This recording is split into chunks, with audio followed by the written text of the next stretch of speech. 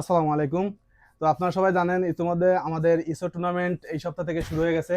সামনের সপ্তাহে দেগু ওয়ারিয়ার্স আমাদের খেলা পড়ছে। তো আমাদের দেগু ওয়ারিয়ার্স টিম সহকারে ওখানে যাওয়া হবে।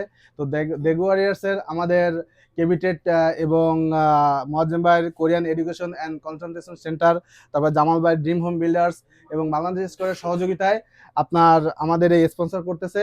তো সেই উপলক্ষে মোয়াজ্জেম ভাই Korean education and consultation consulting সেন্টারের সিইও লিমন ভাইকে মানে আমাদের দেগু ওয়ারিয়ার্সের ক্যাপ্টেনের হাতে জার্সি তুলে দিচ্ছে।